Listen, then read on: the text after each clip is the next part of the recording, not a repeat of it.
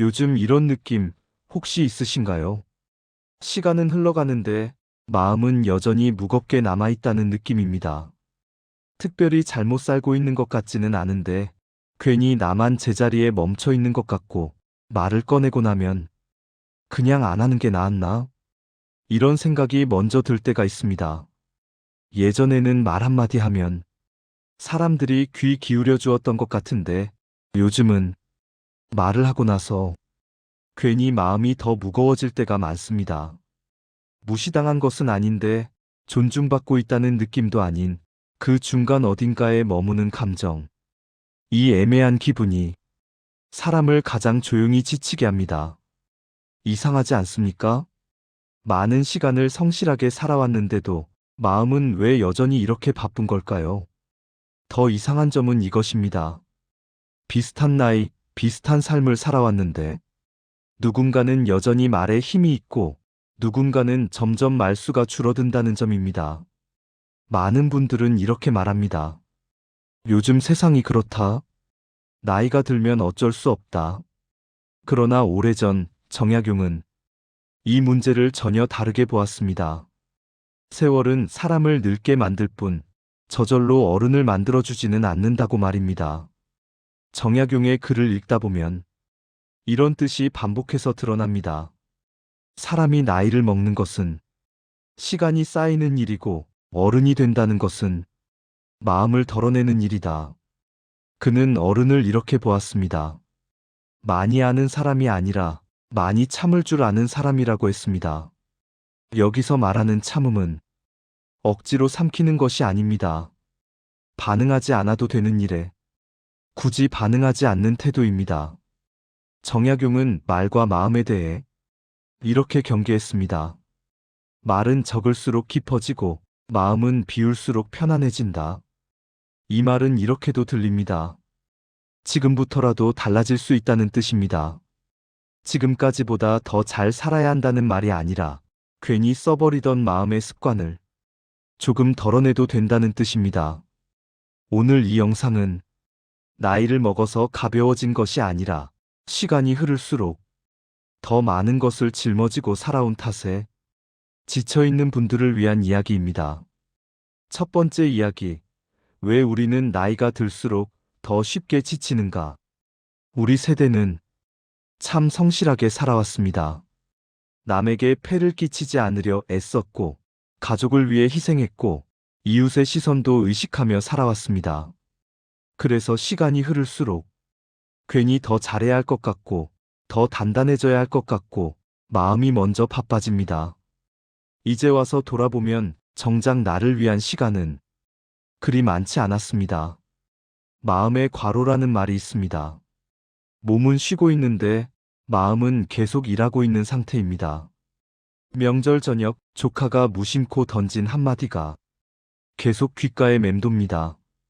요즘 삼촌은 맨날 옛날 얘기만 하세요.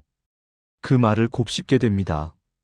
내가 뭘 잘못했나? 나만 시대에 뒤처진 것은 아닐까? 아침에 본 지인의 SNS도 그렇습니다.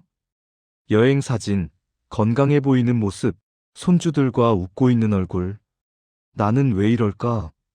그 생각이 하루 종일 따라다닙니다. 시간은 흘러가지만 마음은 좀처럼 쉬지 못합니다. 그러니 지칠 수밖에 없습니다.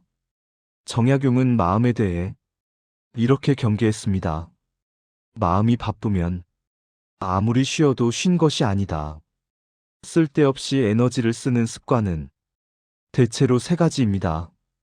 첫째, 보지 않아도 될 것까지 신경을 씁니다. 남의 SNS, 남의 자랑, 남의 성공. 그것이 내 삶과 무슨 상관이 있겠습니까? 둘째, 이미 지나간 일을 자꾸 후회합니다. 그때 그렇게 할 걸, 이렇게 말할 걸. 과거는 바꿀 수 없습니다. 셋째, 아직 오지 않은 미래를 미리 걱정합니다. 건강은 괜찮을지, 앞으로의 삶은 버틸 수 있을지. 그러나 걱정한다고 미래가 달라지지는 않습니다. 자기를 혹독하게 몰아붙이는 것이 아니라 자기를 아끼는 태도, 내 에너지를 함부로 쓰지 않는 것. 그것이 나이 드는 것이 아니라 어른이 되어간다는 뜻입니다. 두 번째 이야기, 어른이 될수록 줄여야 할 말. 말 때문에 후회해 본 적 있으신가요? 왜 그런 말을 했을까? 차라리 하지 말걸. 말은 한 번 나가면 다시 돌아오지 않습니다. 화살과도 같습니다. 어른이 되면 아는 것을 다 말하지 않습니다. 이기기 위해 말하지도 않습니다. 침묵의 무게를 알기 때문입니다. 어른이 될수록 줄여야 할 말버릇이 있습니다. 나 때는 말이야. 과거 자랑은 듣는 사람을 지치게 합니다. 그러게 내가 뭘 했어. 이미 지난 일을 다시 꺼내면 관계만 무거워집니다. 요즘 애들은 참 세대를 싸잡아 말하는 것은 거리만 만듭니다. 내가 해줬는데 베푼 것을 말하는 순간 그건 더 이상 은혜가 아닙니다. 말을 줄이는 것은 인색함이 아닙니다. 말의 가치를 아는 태도입니다. 가족 모임에서 며느리가 차린 음식이 조금 싱거웠던 날이 있었습니다. 예전 같았으면 한마디 했을지도 모릅니다. 그러나 그날은 그냥 입을 다물었습니다. 정약용은 이를 두고 이렇게 표현합니다. 침묵은 이기기 위한 것이 아니라 관계를 다치지 않게 하는 예의다. 세 번째 이야기, 화를 늦출 줄 아는 사람의 품격. 화가 많은 삶은 참 피곤합니다. 순간은 시원할지 몰라도 뒤에는 늘 후회가 남습니다. 나이가 들수록 화를 내는 일이 더 힘들어지는 이유가 있습니다. 예전에는 한 번 화를 내고 나면 금방 잊어버릴 수 있었는데 지금은 그 여운이 하루 종일, 때로는 며칠씩 남습니다. 그래서 사람을 더 지치게 합니다. 정약용은 화를 없애라고 말하지 않습니다. 대신 이렇게 말합니다. 화는 없앨 수 없으니 한번 늦추어라. 감정을 바로 밖으로 꺼내느냐 아니면 잠시 안에 두느냐가 사람의 품격을 가른다고 보았습니다. 화를 느끼는 순간 바로 반응하지 않는 것, 말이 목 끝까지 올라왔을 때 잠시 멈추는 것, 단 3초면 충분합니다. 그 3초 동안 우리는 스스로에게 이렇게 물을 수 있습니다.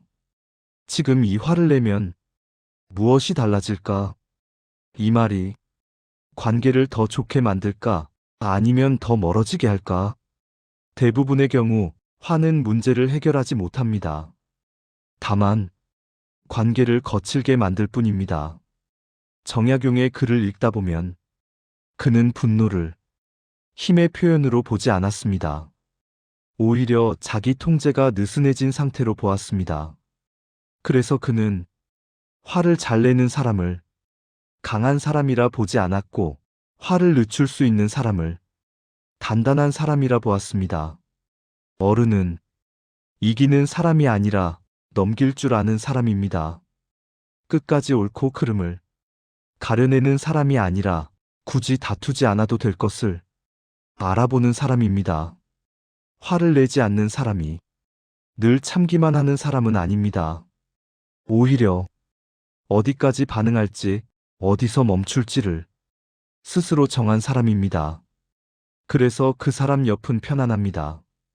말이 적고 표정이 과하지 않고 분위기를 거칠게 만들지 않습니다. 그것이 나이가 만든 권위가 아니라 스스로 쌓아 올린 어른의 무게입니다.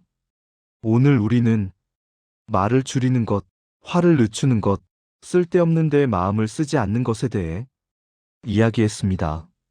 많이 가진 노년보다 많이 덜어낸 노년이 훨씬 가볍습니다. 지금 이 순간 다른 사람이 될 필요는 없습니다. 다만 괜히 무겁게 들고 있던 것 하나만 내려놓아도 그것으로 충분합니다. 오늘 하루 말 한마디를 줄여보셔도 좋겠습니다. 화를 낼 뻔한 순간 잠시만 늦춰보셔도 괜찮습니다. 그것만으로도 충분합니다. 앞으로의 하루하루가 조금이라도 가벼워지기를 바랍니다.